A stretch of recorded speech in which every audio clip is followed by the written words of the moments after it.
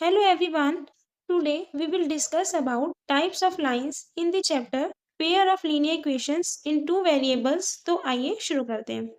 सबसे पहले हम इस लाइन का मतलब समझते हैं। Pair of linear equations in two variables. Pair means होता है two. Linear equations, linear equations हमारी ऐसी इक्वेशंस होती हैं जिनकी डिग्री मैक्सिमम 1 हो सकती है। फॉर एग्जांपल इस इक्वेशन को देखिए, यहाँ पे हमारे पास दो वेरिएबल्स हैं x एंड y। यहाँ पे x की पावर भी 1 है और y की पावर भी 1 है, मतलब यहाँ पे मैक्सिमम पावर 1 ही है, तो इसकी डिग्री 1 होगी। ऐसी इक्वेशंस लीनियर इक्वेशन होती है। टू वेरिएबल्स मतलब हमारी इक्वेशंस के पास केवल दो ही वेरिएबल्स हो सकते हैं, x एंड y, उसके अलावा कोई वेरिएबल नहीं होगा। फॉर एग्जाम्पल हमने यहाँ पे दो इक्वेशंस को सपोज कर लिया है, x plus 2y minus 4 equals to 0। This is equation first. 2x plus 4y minus 12 equals to 0। This is equation second.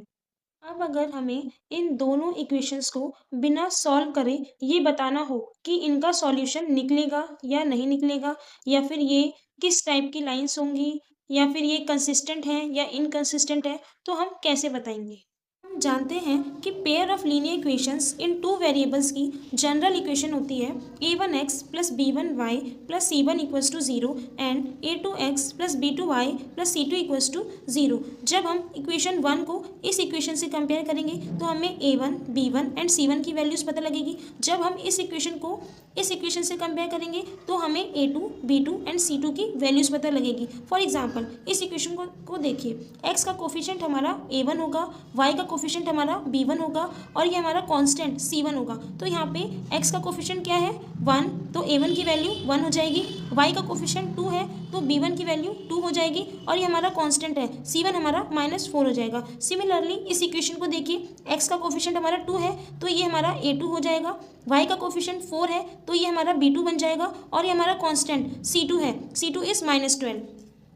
हम केवल इन्हीं वैल्यूज़ का यूज़ करके ये बता सकते हैं कि हमारी दोनों इक्वेशंस का सॉल्यूशन निकलेगा या नहीं निकलेगा, या फिर ये हमारी किस टाइप की लाइंस होंगी, या फिर ये लाइंस हमारी कंसिस्टेंट है या इनकंसिस्टेंट है। अब हम इस टेबल को समझेंगे and the condition first is when a1 upon a2 not equals to b1 upon b2 then these lines are called intersecting lines. Intersecting lines ऐसी लाइंस होती हैं, अगर हम उन्हें ग्राफ पेपर पे ड्रॉ करते हैं तो वो दोनों ही लाइंस आपस में एक पॉइंट पर एक दूसरे को इंटरसेक्ट करती हैं। इन दोनों कॉलम्स को हम बाद में समझेंगे। Condition second is when a1 upon a2 equals to b1 upon b2 equals to c1 upon c2। मतलब तीनों ही रेशियोज जब इक्वल होंगे तो वो लाइंस हमारी कोइंसिडेंट लाइंस होंगी। कोइंसिडेंट लाइंस ऐसी लाइंस होती हैं, अगर हम उसे ग्राफ पेपर पे ड्रॉ करेंगे तो एक लाइन के ऊपर ही दूसरी लाइन आ जाएगी, मतलब एक ही लाइन के ऊपर सारे पॉइंट्स लाई करेंगे। Condition third is when a1 upon a2 equals to b1 upon b2 not equals to c1 upon c2 then these lines are parallel lines। मतलब जब हम इसे ग्राफ पेपर पे ड्रॉ करेंगे तो वो दोनों ही लाइंस आपस में पैरेलल हो जाएंगी। अब हम इन दोनों कॉलम्स को समझेंगे। देखिए, जब भी आपस में कोई लाइंस इंटरसेक्ट करती है या फिर एक दूसरे को कट करती है तो ही उसका सॉल्यूशन आता है। जैसे इंटरसेक्टिंग लाइंस आपस में एक पॉइंट पर एक दूसरे को इंटरसेक्ट करती है तो यहाँ पर इनका एक ही सॉल्यूशन होगा। इट मीन्स एक्स और वाई की केवल एक ही वैल्यू निकलेगी। यहाँ पर इसलिए लिखा हुआ है unique solution, one solution. Coincident lines infinitely many times एक दूसरे को इंटरसेक्ट करती है। इट मीन्स उसके इनफाइनाइट मैनी सॉल्यूशंस आएंगे। यहाँ पर एक्स और वाई की बहुत सारी वैल्यूज आ जाएंगी। पैरेलल लाइंस एक बार भी एक दूसरे को इंटरसेक्ट नहीं करती, इसलिए इनका कोई सॉल्यूशन नहीं आएगा, एक्स और वाई की कोई वैल्यू नहीं निकलेगी। अब हम कंसिस्टेंट और इनकंसिस्टेंट का मतलब समझते हैं। देखिए, जिस भी लाइन की इक्वेशंस का सॉल्यूशन आ जाता है वो हमारी कंसिस्टेंट लाइंस होती है, और जिसका सॉल्यूशन नहीं आता वो हमारी इनकंसिस्टेंट लाइंस होती है। फॉर एग्जांपल इंटरसेक्टिंग लाइंस का यूनिक सॉल्यूशन होता है, एक सॉल्यूशन होता है, तो वो हमारी कंसिस्टेंट लाइंस होती है।